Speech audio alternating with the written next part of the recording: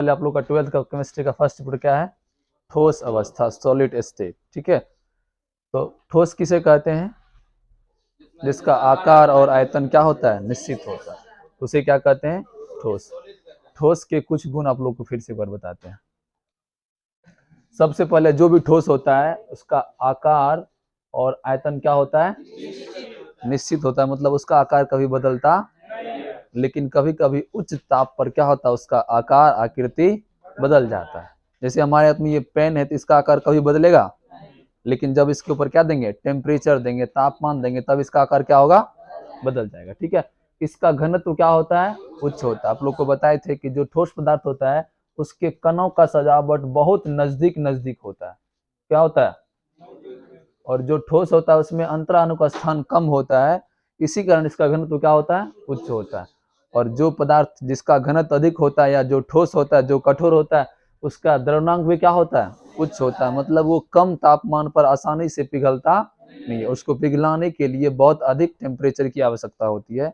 उसे हम लोग क्या कहते हैं, द्रव्यमान कहते हैं। जिस ताप पर कोई पदार्थ पिघलना शुरू हो जाए वो उसे क्या कहते हैं, द्रव्यमान। और उससे भी ज्यादा जब टेम्परेचर देंगे तो पिघल के क्या होगा, उबलने लगेगा, उसको हम लोग बोलते हैं क्वथनांक, बॉइलिंग पॉइंट। ये हो गया आपको फ्रीजिंग पॉइंट।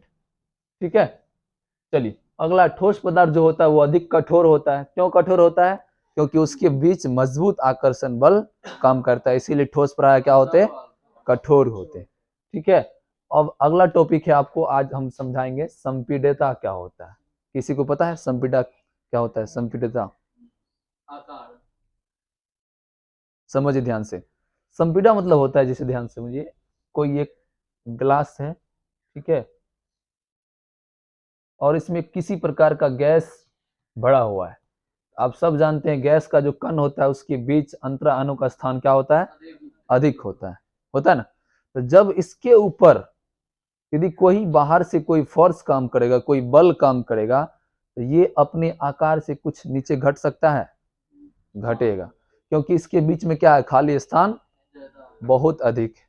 तो इसके ऊपर जब कोई बाहरी प्रेशर या बाहरी दाब या बाहरी बल काम करेगा, ये क्या होगा, इसका आकार सिकुड़ सकता है, घट सकता है, आकृति बदल सकती है समझ में।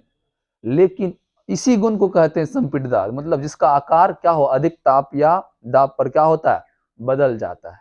लेकिन ठोस में यह बहुत कम होता है। जैसे ये प्लास्टिक है या कुछ भी है, इसको कितना जोर से दबाएंगे ये चिपकेगा, क्यों नहीं चिपकेगा, क्योंकि इसके अंदर जो कण है उसके कणों के बीच खाली स्थान नहीं है, या है भी तो, क्या है, बहुत कम है।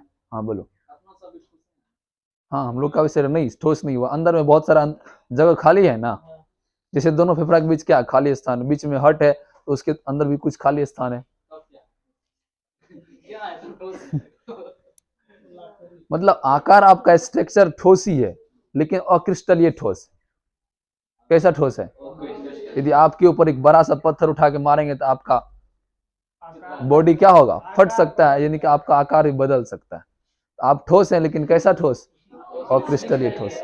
या कभी एक बार हवा के नीचे जाके ट्राई करना, हवा कोई ट्रक के नीचे दब के ट्राई करना एक बार। हाँ चलो समझो, तो संपीड़न समझा क्या होता है, जिसको बाह्य दल या बाह्य बल लगाने से उसका आकार या आकृति क्या होता है, बदल जाता है। क्यों बदल जाता है, क्योंकि इसके अंदर अंतरा अणु का स्थान अधिक होता है। तो ठोस में यह संपीडय बहुत कम होता है, यानी कि अर्थात ये असंपीडय होता है। कैसा होता है, जो ठोस होता है वो क्या होता है, असंपीडय, या संपीडय भी होगा तो क्या होगा, बहुत कम संपीडय होगा। आया समझ में। उसके बाद इसमें बहाव का गुण, ठोस पदार्थ यदि कहीं रख देंगे तो बह जाएगा। यदि तुम एक बाल्टी पानी यहाँ रख के देखो, एक जगह रहेगा पानी, लिक्विड कोई पदार्थ क्या होगा, बह जाएगा, जिधर मतलब धारा का प्रभाव होगा। उसके बाद इसमें फैलने या सिकुड़ने की ज्यादा गुण नहीं होती, बहुत कम सिकुड़ता है या बहुत कम फैलता है।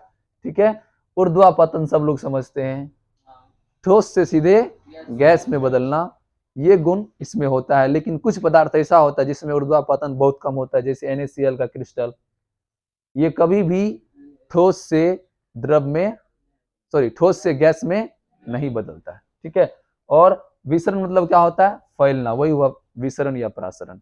ये था आपका ठोस का गुण। ठीक है।